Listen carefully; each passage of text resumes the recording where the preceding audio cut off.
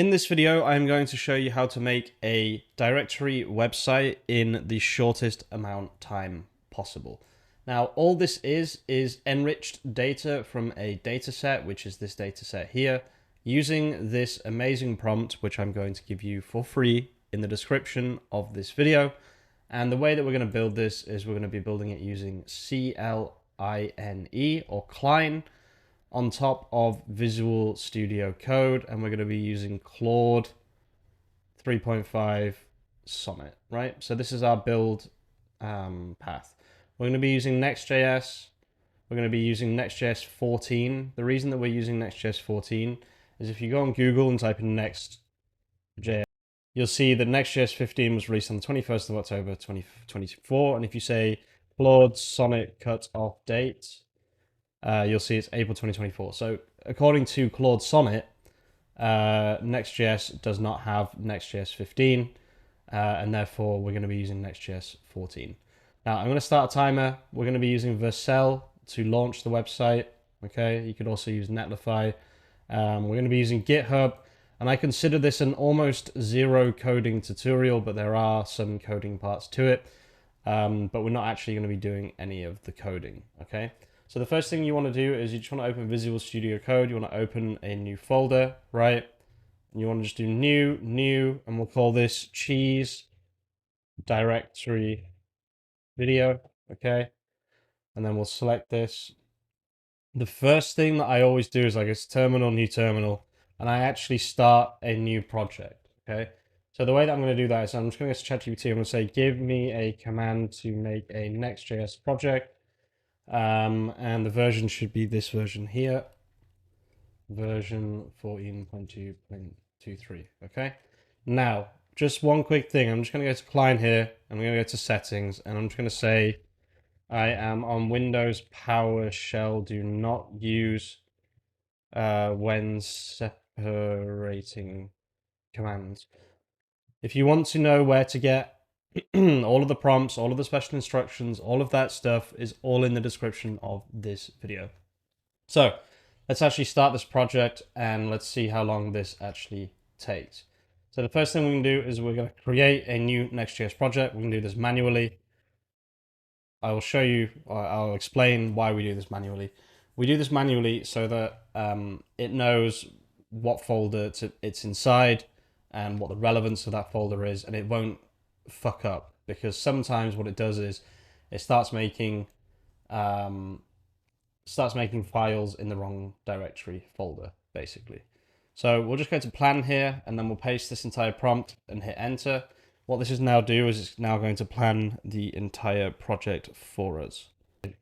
Okay, so I'm just going to say you are already inside a new project inside this directory. Make sure to always cd into the directory first, and then we'll just give it the directory like this. And then here's my OpenAI API key. Everything else like branding, etc., I will leave to your discretion. Okay, so then you just want to generate a new API key. So the way this works, guys, is we have a CSV of data, which is this CSV here, right, that has some information in it. And then what we do is we use OpenAI GPT 4.0 mini, right, to then create JSON responses according to that cheese. So, for example, if you go to ChatGPT, right, and you say, this is just an example, this is already inside the CSV, but I just want to show you. Is brie a soft cheese? Right, obviously it knows that it's a soft cheese. So by using this kind of knowledge that it already has, right, we know that we can build better data, okay, because we can use ChatGPT to increase the amount of data within the project, right? So now when I press act here, what this is going to start doing is it's going to start, yeah, that. So instantly, I'm just going to cancel this. This is not what I asked it to do at all. The Next.js project is inside cheese website video. Is that what it was? Is that what it was called? I don't know why it feels the need to just constantly do that.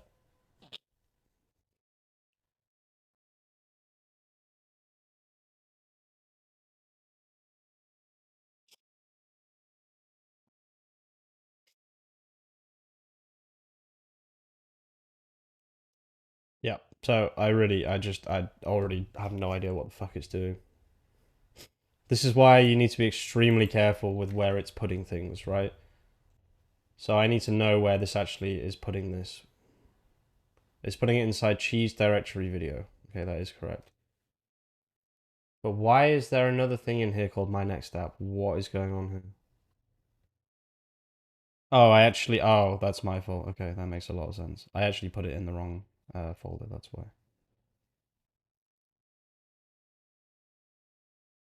Okay, so we'll cancel this as well, and we'll say, okay, it's inside my next app, inside cheese directory video. I didn't actually realize this, so that was my mistake. I accidentally made the project in the wrong folder. You just got to be extremely careful. Make sure it's using the correct folder. Okay, you need to make sure it's doing that.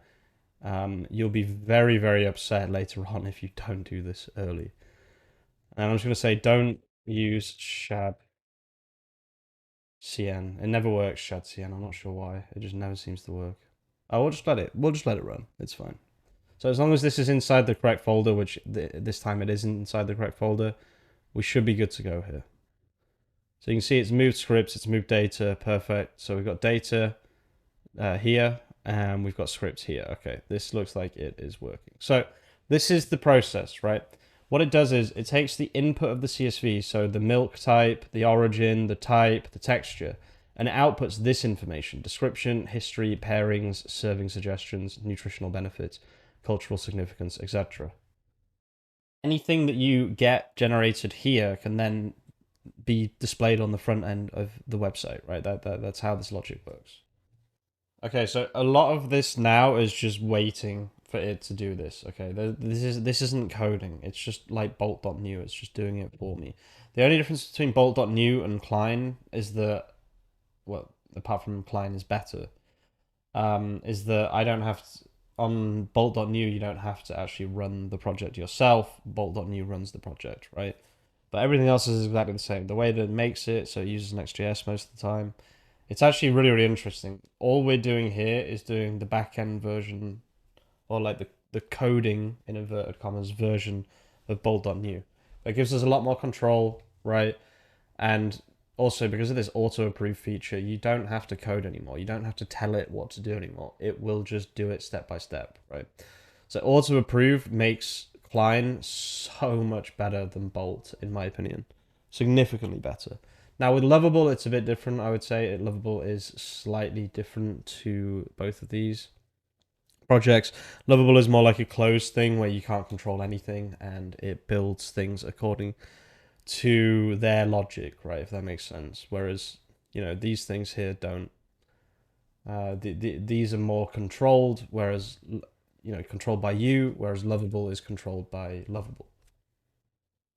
And then this is where it starts to get really interesting. These, when it has the square brackets, these are dynamic roots. What this means is you can fill this square bracket slug with any variable, right? So what does that mean? It means that instead of making each page one by one, you take the output of the CSV and you generate a cheese page, right, for every cheese row, okay? So it knows that inside data.csv, there are many types of cheese, right? This URL here.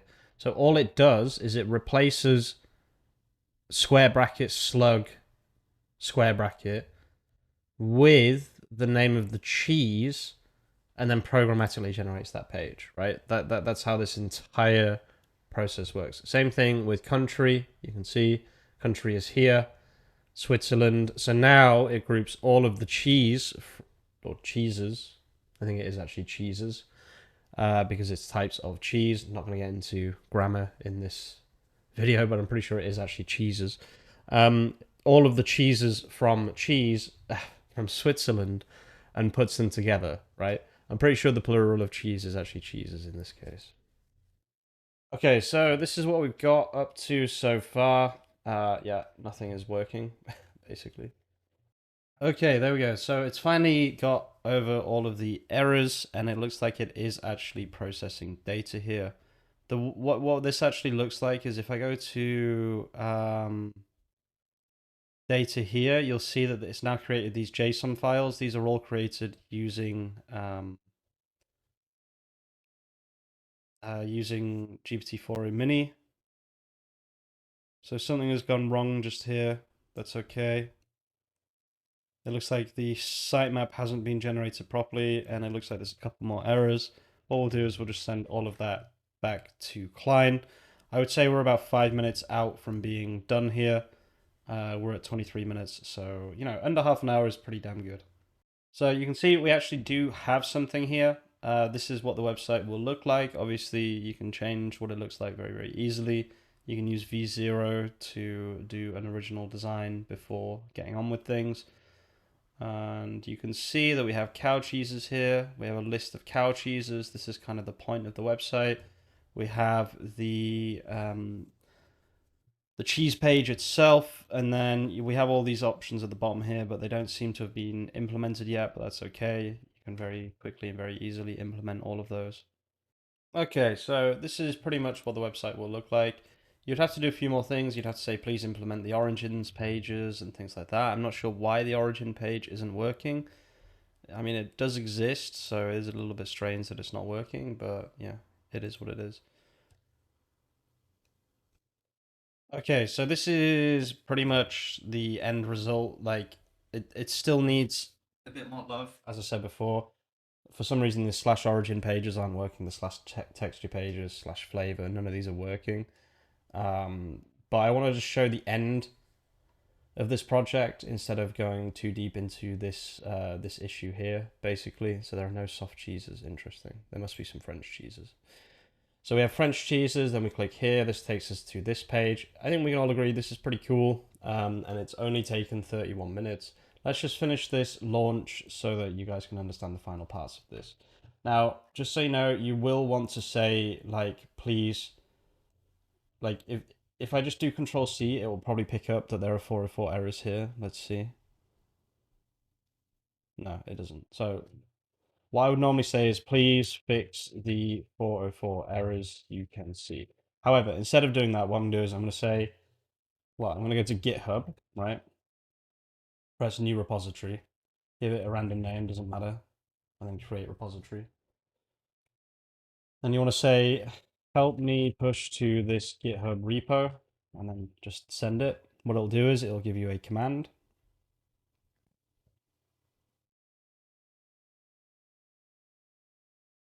Okay, so it's very annoying that it keeps doing that, but it seems to be working. It keeps using the and sign, which doesn't actually work.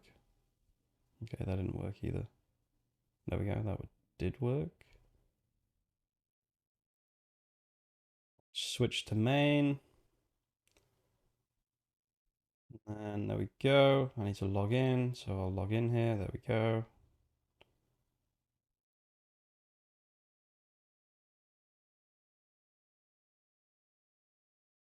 It won't let me use it because of the API key inside the code. It won't let me push because it's got an API key in it.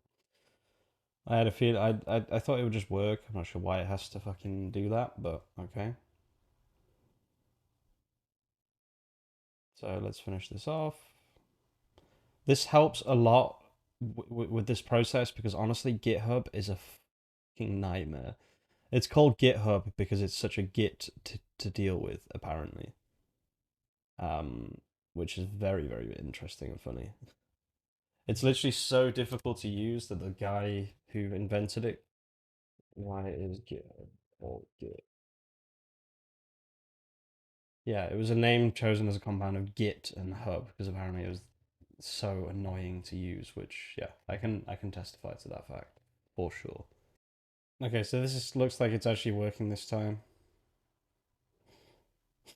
or not.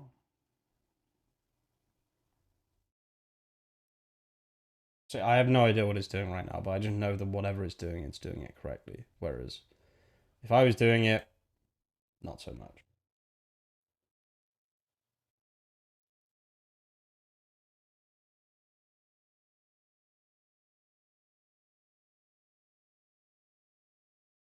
I have no idea if this is actually working anymore. I literally do not know what it's trying to do anymore.